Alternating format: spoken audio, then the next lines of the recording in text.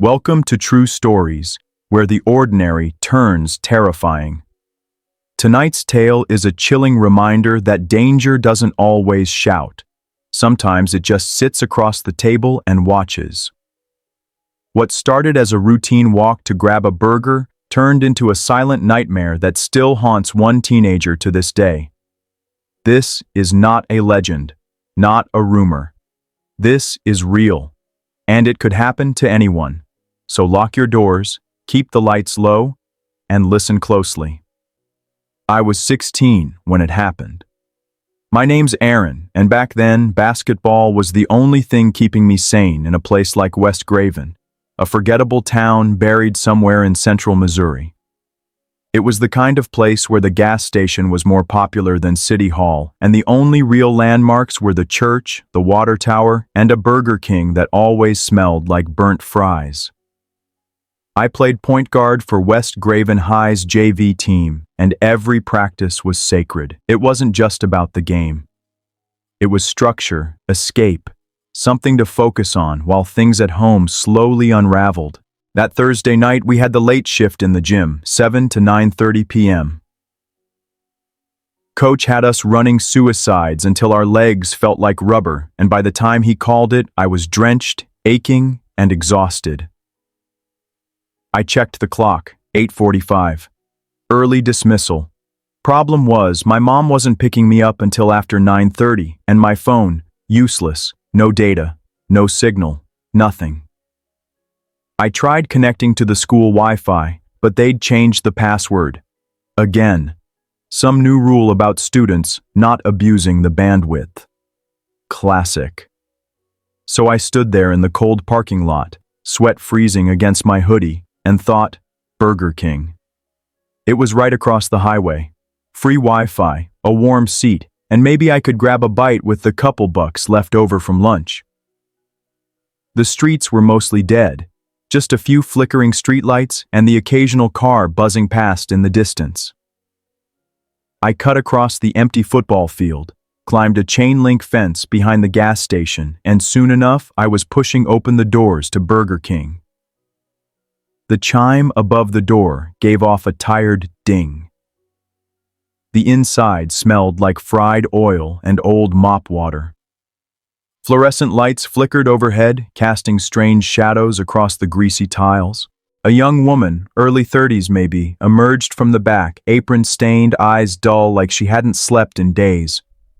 She didn't speak, just nodded when I ordered a cheeseburger and a small drink. I paid cash and took my tray into the dining area. That's when I noticed him. He was seated in the far back corner where the lights barely reached.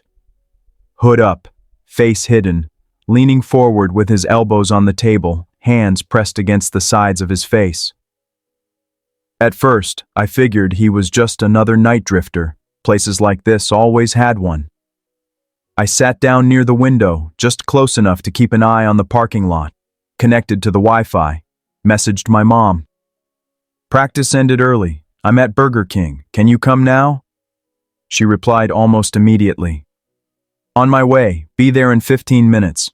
I relaxed a little, unwrapped my burger, and scrolled through basketball highlights, but then I heard it, a chair scraping against tile. I looked up. The guy in the hoodie was standing now. He was tall, gaunt, jeans stained, hands hanging limp at his sides like they didn't belong to him, but what froze me, he was wearing sunglasses, inside. At night, he didn't look at me at first, just stood there. Then, slowly, he turned and began walking my way. Not fast, not aggressive, just deliberate. I thought maybe he was headed to the bathroom, but then he walked right past several empty booths and slid into the seat directly across from me. He said nothing. Just sat there, breathing, steady and shallow. I tried to act normal. Hey, how's it going? I offered with a nervous half-smile. No reply. He didn't blink, didn't nod, didn't even move. Just sat there behind those pitch-black lenses like he was carved out of wax. I cleared my throat.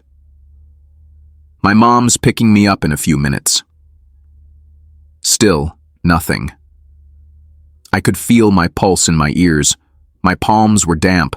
I glanced toward the counter, but the cashier had disappeared again, probably hiding in the kitchen. I stood slowly. My legs felt like jelly. "Well, have a good night," I mumbled. Then I walked, not fast, not slow, just steady. Like if I acknowledged the fear, it would burst open and swallow me whole. As soon as I stepped outside, cold air slapped my face, but it didn't help. The panic clung to me like smoke. I started walking back toward the school. That's when I looked over my shoulder. He was behind me. Not close, maybe 50 feet, but moving in the same direction, same pace. I turned left down a side street. So did he. I picked up the pace. So did he. Every time I turned, he followed. Every step. Silent. Measured. By the time I got back to the school, it was empty. The front doors were locked, the hallways were dark. There was no one left, no janitor, no coach, no safety net. I looped around the back toward the portable classrooms, nothing but shadows and silence. Still he followed, always 50 feet behind. Never closer, never further. Like he had done this before. I didn't run, not yet, but I started to jog, half desperate, half hoping it would break the spell. I circled the school, panting, every muscle in my body screaming to get away. Then I saw them, headlights. My mom's car pulling into the Burger King lot.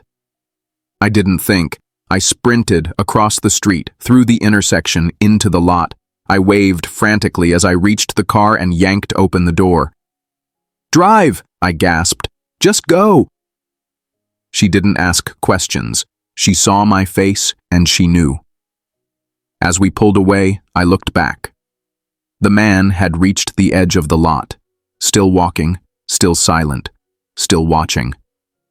But we were gone. He never ran, he never spoke. He just stood there, shrinking into the distance, swallowed by the night. I never saw him again. Never heard about him on the news, never figured out who he was or what he wanted. But sometimes, even now, when the sky is dark and everything's too quiet, I remember that silent booth in the corner. And I wonder, what if I hadn't gotten up? What if my mom had been late? What if the Burger King Wi-Fi hadn't worked? Moral of the story: not every danger announces itself with a scream. Some just sit quietly across from you, waiting. Trust your instincts, because sometimes they're the only warning you'll get